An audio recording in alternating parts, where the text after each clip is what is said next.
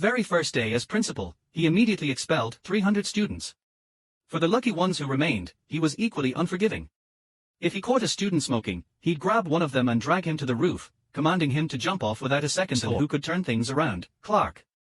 20 years earlier, Clark had taught at this very school, and his unique teaching methods had helped his students consistently top the state in academic performance. But great teachers often don't fit in, and Clark's stubbornness and fiery temper made him a frequent target of his colleagues' criticism. Eventually, he learned that the other teachers and the school board had conspired to force him out. In a fit of rage, Clark stood on top of a desk and turned his back to the group in a gesture of defiance. He then slapped a bill onto the principal's shiny forehead and strutted out of the room. After this dramatic scene, he was promptly reassigned to teach in a remote town. Interestingly enough, the principal at the time was none other than the current mayor, who, despite his personal dislike for Clark, knew he was the only one who could handle the out-of-control students.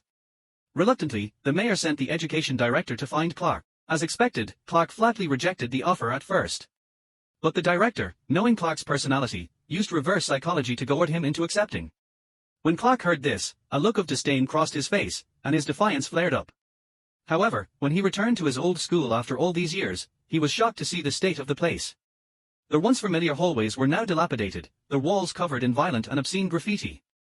This didn't even look like a school. Without wasting a moment, he gathered the entire staff for a meeting and immediately reprimanded the vice principal in front of everyone. But this was only the beginning.